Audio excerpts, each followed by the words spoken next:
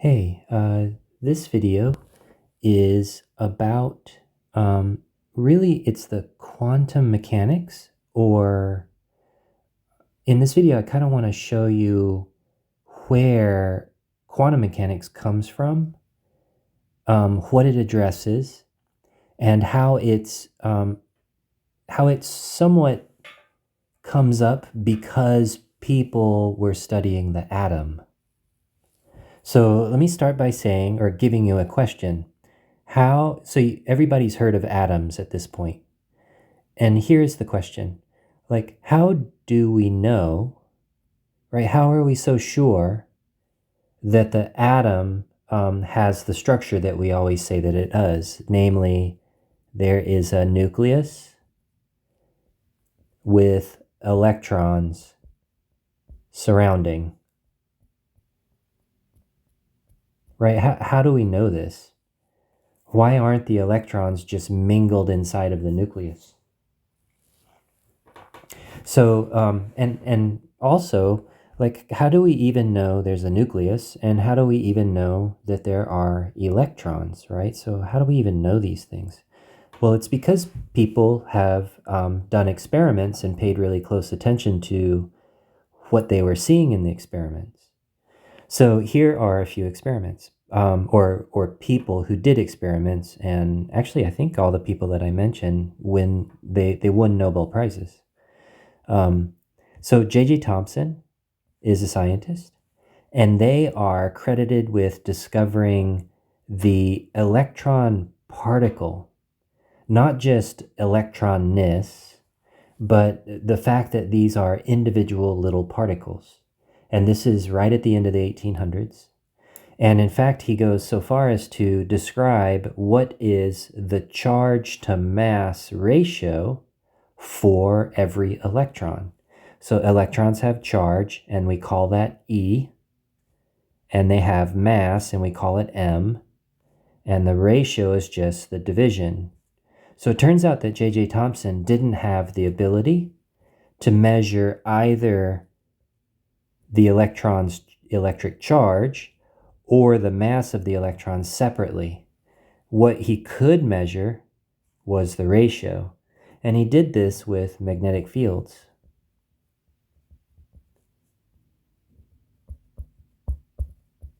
Right? So magnetic fields, what they do is they make charged particles take curved trajectories, right?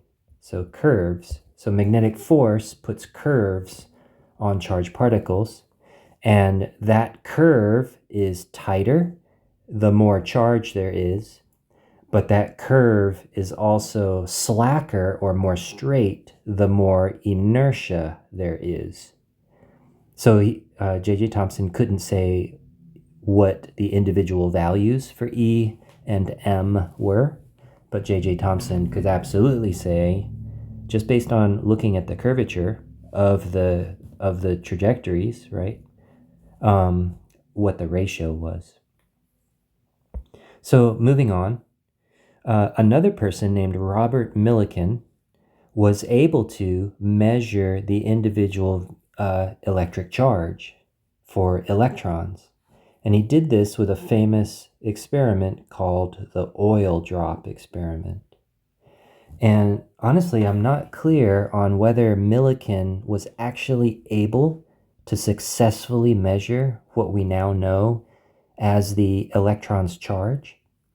It might be that Millikin came up with a very good experiment and ran the experiment, maybe got the wrong answer, wasn't able to measure individual electrons, but rather was able to maybe measure a little bundle of, say, 10 electrons or something like that. And further refinements of Millikan's original experiment resulted in a measurement for E, the electron charge. So you might do your own reading, and I should too. I need to go and clear this up for myself. But anyhow, so Millikan can tell us what the electric charge is, and now we can actually say what the mass of the electron is, right? M sub E. because we know what the ratio is, and now we know what the charge is, so we can solve for the unknown mass. So this is all about the electron. These are just evidences for electrons. What about inside of an atom, the fact that there is this nucleus? And that is due to Rutherford in quite a famous experiment and resulting sort of data analysis in 1911. So this right here is a sample of a radioactive material referred to as radium. And radium ejects these little particles that happen to be positively charged. So I'm putting a little positive sign. They're all positively charged, and they are known as alpha particles. Alpha is a Greek letter. These alpha particles are little massive chunks of matter, and because radium is radioactive, these come out moving pretty fast. And they come out in all directions, but we're just going to pay attention to the ones that we're trying to block with some gold foil. So what's interesting is, let me redraw this a little bit. Imagine a stream of these alpha particles, like a ray of alpha particles. When these go up to the gold foil, most of them just go right on through, not even really deflected, maybe a little bit deflected, right? So it's kind of like they go through this really thin piece of gold, and they don't even notice that the gold is there. Maybe just a little bit, right? These notice the gold and these notice the gold, but these just went on their inertial path, so they must not have experienced any forces by the gold foil, right? According to Newton's first and second laws. But what Rutherford was able to measure, what Rutherford noticed, is once in a while, one of these really high energy alpha particle bits of matter would come up to the gold foil and just reflect and go backwards. And this was crazy. Why would most of them just go right on through as if the gold foil wasn't there, but some of them would bounce in this crazy 180-degree angle, right? Why would that happen? This is a question.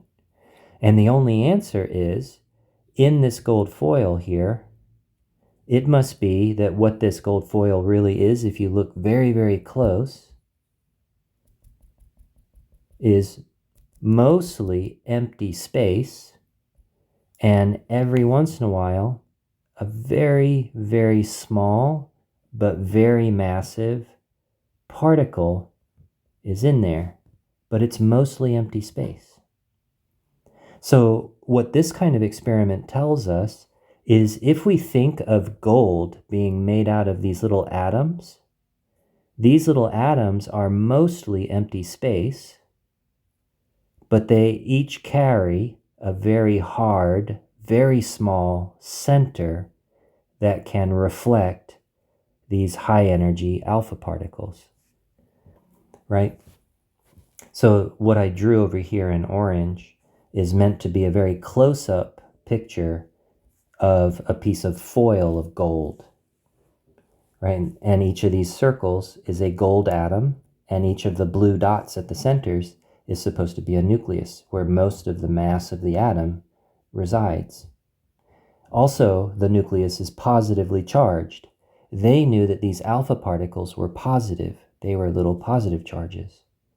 And so it kind of makes sense that the positive charge would go into the atom and reflect off of the nucleuses once in a while, but most of the time the alpha particles would just stream right on through and ignore the electrons. Electrons are all very, very low mass. So most alpha particles would just stream right on through.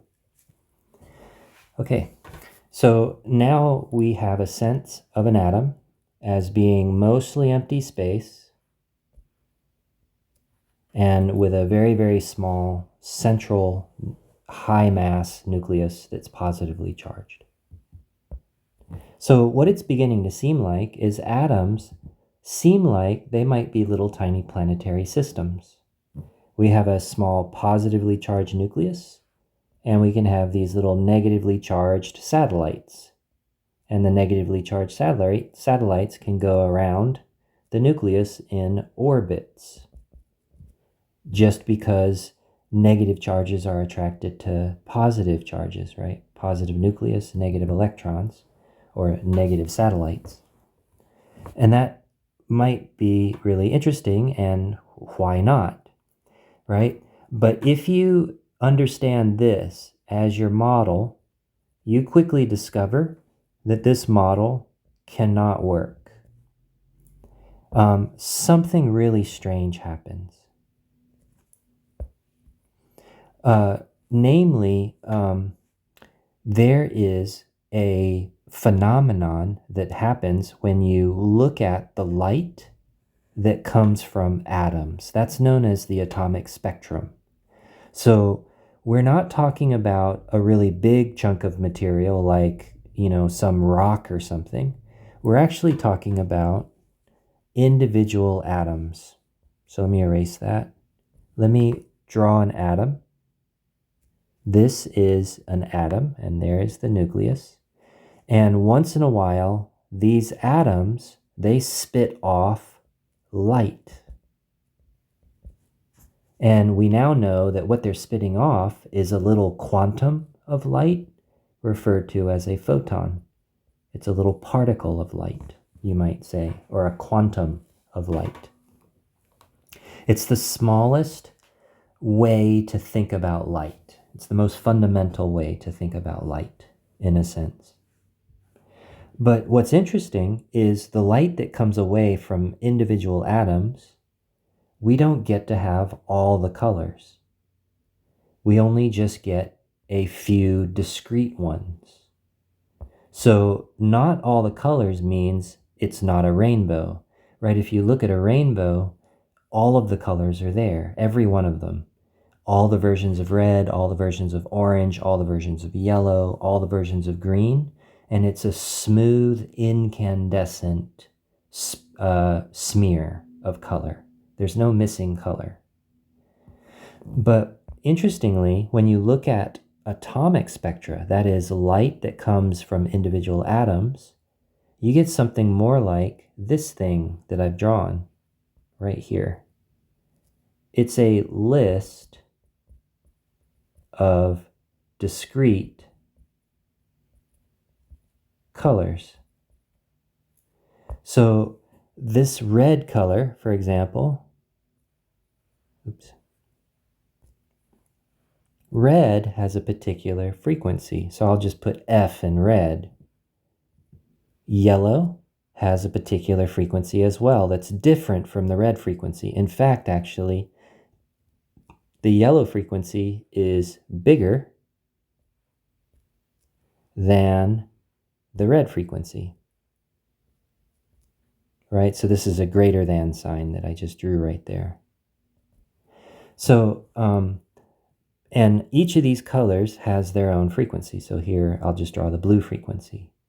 And frequency is increasing in that direction. That is, the blue frequency is bigger than the green frequency, bigger than the yellow, bigger than the red, right? So here's just one example of a relative set of frequencies.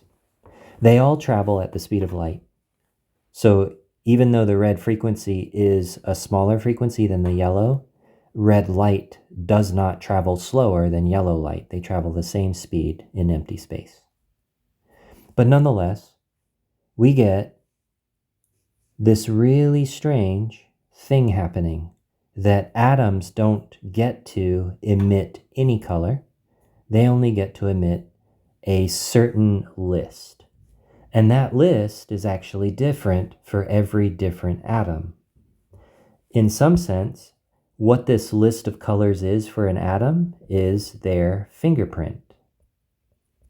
And this is how you can look at light coming from stars and understand what atoms are basically on the outer surface of the star. So there is a really interesting sort of experimental discovery by a person named Ritz, and it's called the Ritz combination principle. And what he finds is if you look at an atomic spectrum and you look at the list of the frequencies of the colors that come from that spectrum, what you can find are pairs of colors, for example, yellow and red in this case. So I'll take a red. If you take the frequency for red and you add it to the frequency of yellow, right? These are just two frequencies. It turns out that that summation of frequencies matches another frequency in the discrete list for that atom. So that in this particular case, maybe, I'm just making this up, but this is what the Ritz combination principle is.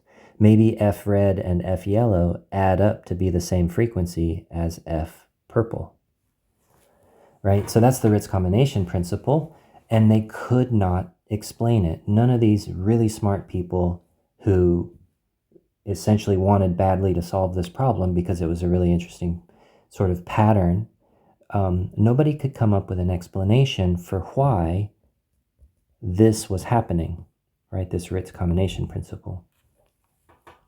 But then somebody comes up and figures out how to answer it. And that person's name is Niels Bohr from Denmark. So Niels Bohr comes up with an explanation, but it is weird. It's really cool. And that weird explanation turns out to be the best way we understand how to say why a particular discrete list is created for each individual atom. And it also leads to a more general understanding of physics on really, really small scales, not just the physics of atoms, but other situations in physics that are interesting. So here is Bohr's explanation, and it is weird. The electrons live in the atoms as waves. So the electrons don't live in the atoms as particles, but they live in the atoms as waves, where the waves, they are not allowed to have any kinks and no discontinuities. So for example, if you look, what I've tried to draw is an electron wave. It's in orange. And what I tried to do is make it look smooth, so there are no kinks, and it is continuous. There are no discontinuities. So an example of a discontinuity looks like this. You might have the wave look like this for a little bit, and then it looks like, say, this, right? Can you see that it's discontinuous? The wave on the right side doesn't meet up with the wave on the left side. There's a discontinuity. Also, it's not allowed to have any kinks. And what a kink might look like is something like this, right? So this is a kink right at the top, and it's not allowed to have any kinks. And it turns out what's crazy is if these are basically the conditions for which electron waves are allowed to exist around the nucleus of an atom, you can predict the set of colors that come from an atom. And that also actually ends up predicting the Ritz combination principle. So yeah, so Bohr solved the problem, but here's something interesting. Why does this solve the problem? Well, it's interesting because actually you've seen a reason why we might think of electrons as waves, and that actually is due to de Broglie. This would be in the previous video, lecture video, right? So de Broglie showed that there, as part of the wave-particle duality thinking, why not think of the electron as having wave-like properties? And yeah, so here we are thinking about the electron as having a wave-like property. So this is pretty neat, and it's something of a really interesting situation, right? We have something of a solution, but the truth is this solution is still questionable. It's like kind of strange. It's really weird, right? It's weird. So why is it correct? So, um, so there is another scientist, and this person is named Erwin Schrödinger, and Schrödinger really deserves a little set of dots above the O. It's the umlaut in the name. So Schrödinger actually figured out a way to formalize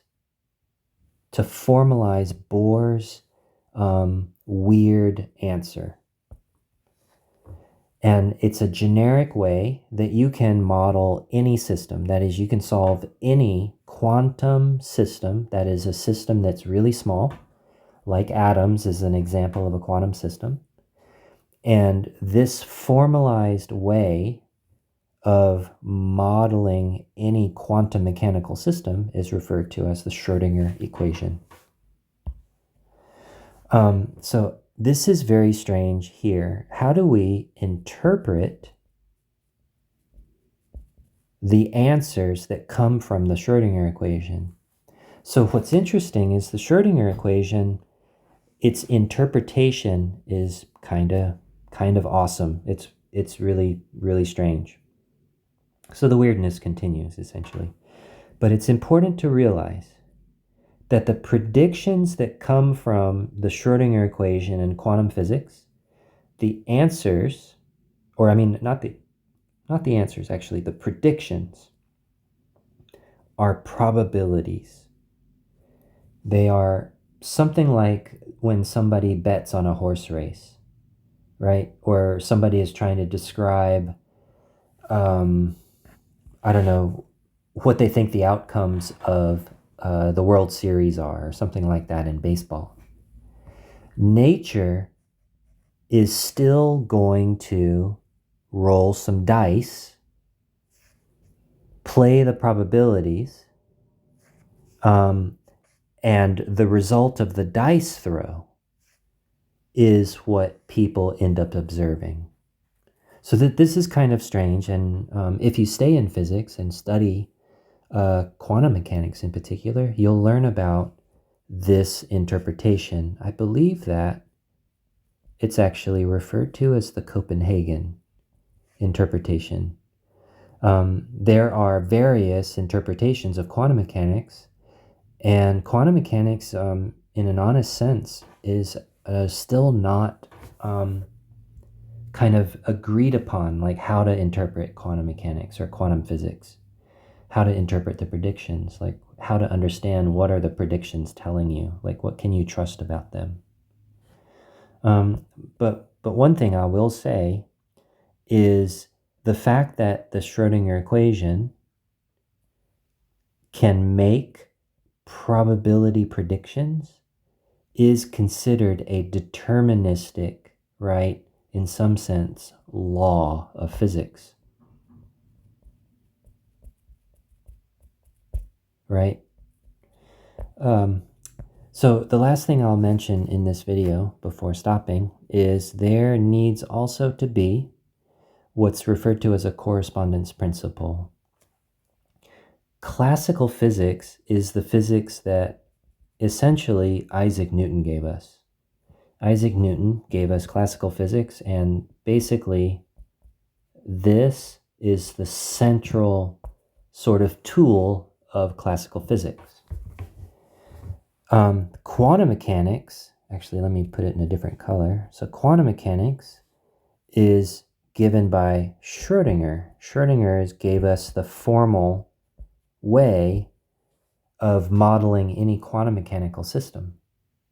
And quantum mechanical systems necessarily, or not necessarily, they are small systems on the scale of nanometers.